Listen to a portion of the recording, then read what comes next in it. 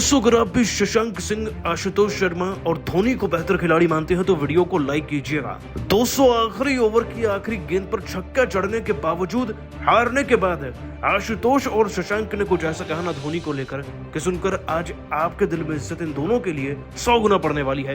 क्या कहा आशुतोष शशांक ने, इनके बयान का वीडियो आपको दिखाएंगे, लेकिन उससे पहले आप सभी को क्या लगता है धोनी और पांड्या में बेहतर खिलाड़ी और कप्तान कौन है, नीचे कमेंट जरूर कीजिएगा। दोस्तों आईपीएल 2024 का रोंगटे खड़े कर देने वाला, अंतिम ओवर वाला और सबसे सांस रोकने वाला मुकाबला खेला गया पंजाब और एसआरएच की टीम के बीच में मुलानपुर के नए स्टेडियम में। दोस्तों जैसे ये मैच शुरू हुआ ऐसा लग रहा था कि पंजाब की टीम इस मैच को जीतेगी, क्योंकि पावर प्ले में उन्होंने एसआरएच की टीम का इतना बुरा हाल कर दिया था, एक क्षण के लिए भी नहीं लगा कि एसआरएच की टीम मैच में भी है।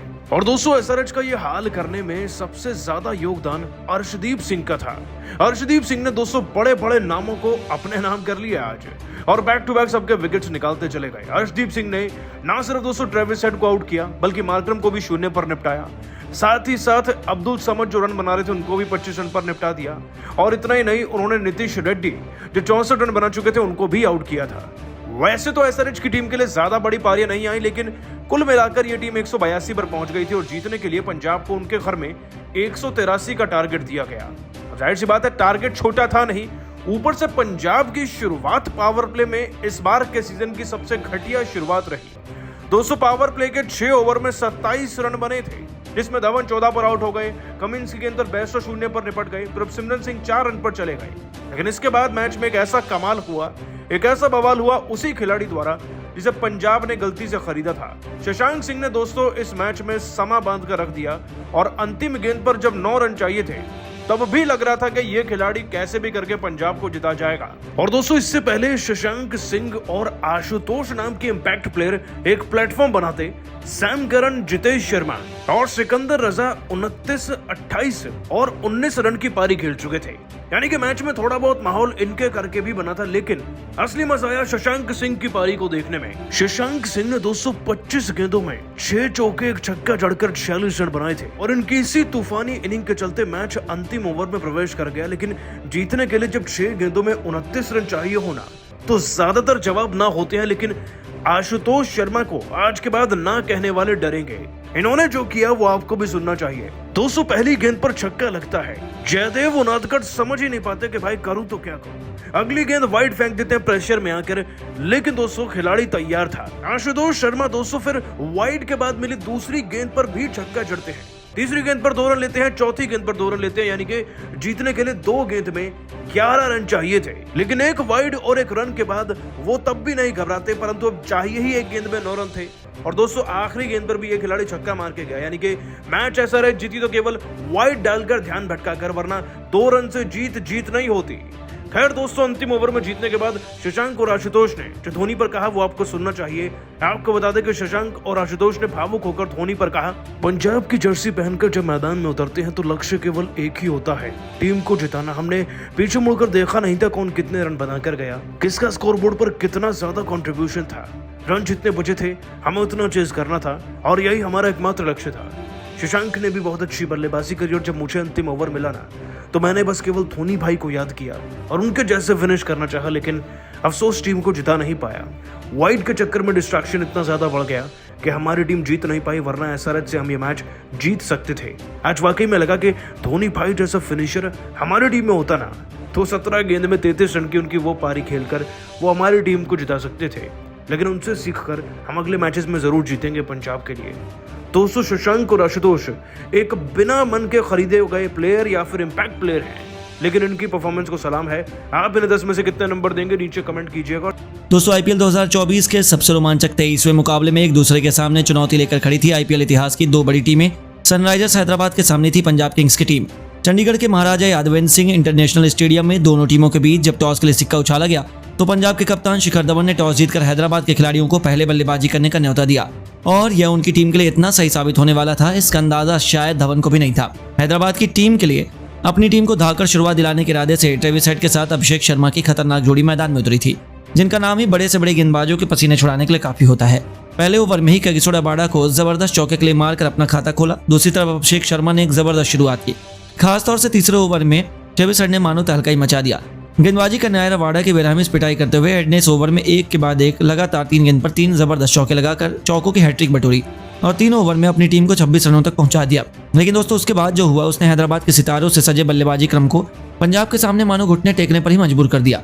जी हाँ, विकेट की तलाश में कप्तान शिखर धवन ने चौथे ओवर में अपने सबसे भरोसेमंद गेंदबाज अर्शदीप सिंह को गेंदबाजी में बुलाया और आते ही इस खिलाड़ी ने अपनी कातिलाना गेंदबाजी का ऐसा तहलका मचाया कि पहले ओवर की दूसरी गेंद पर ट्रेविस हेड का शिकार किया।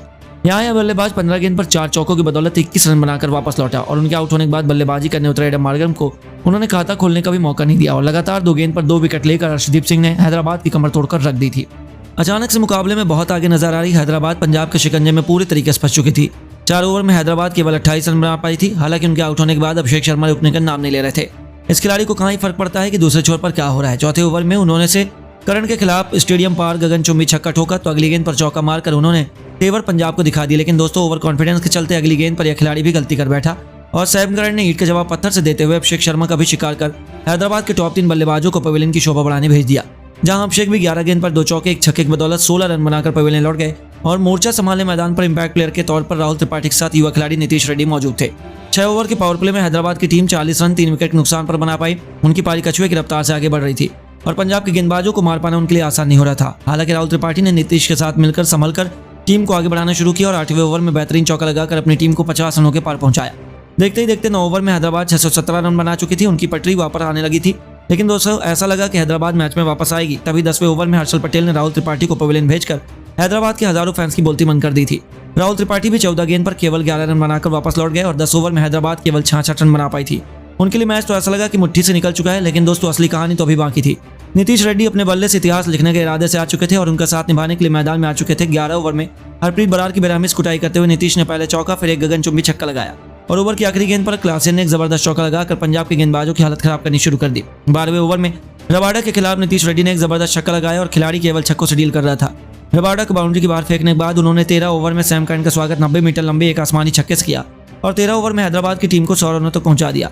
हालांकि उन्हें दूसरे छोर का साथ नहीं मिल पा रहा था और क्लासेन भी 9 गेंद पर 9 रन बनाकर हर्षल पटेल का शिकार हो गए। लेकिन आज दिन तो था भारतीय खिलाड़ियों का। नीतीश रेड्डी के बाद बल्लेबाजी करने उतरे अब्दुल समद ने भी आते ही एक के बाद एक 2 बेहतरीन चौकों से अपना खाता खोला और नीतीश रेड्डी की आंधी में पंजाब का पूरा बल्लेबाजी क्रम ताश के पत्तों की तरह हवा हो गया।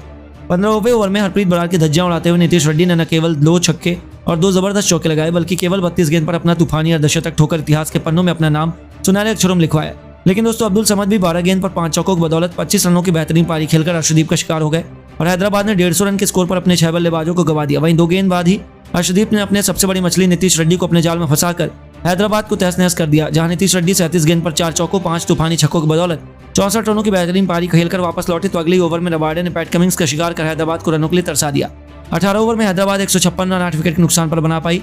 हालांकि 19वें ओवर में शहबाज अहमद ने एक छक्का और एक चौका लगाकर अपनी टीम को मजबूत स्कोर तक पहुंचाना चाहा तो आखिरी ओवर में उनहत्तर ने भी छक्का मारकर 20 ओवर में अपनी टीम को 182 रनों की फाइटिंग टोटल तक पहुंचा दिया और इस मुकाबले को हैदराबाद के बल्लेबाजों ने रोमांचक बना दिया। पंजाब के लिए अर्शदीप सिंह ने सबसे अधिक 4 सफलताएं हासिल की। दोस्तों पंजाब के अबधाकड़ बल्लेबाजों पर इस लक्ष्य को हासिल करने की जिम्मेदारी थी। हालांकि हैदराबाद के कातिलाना गेंदबाजी क्रम के आगे वह आसान तो बिल्कुल नहीं होने वाला था।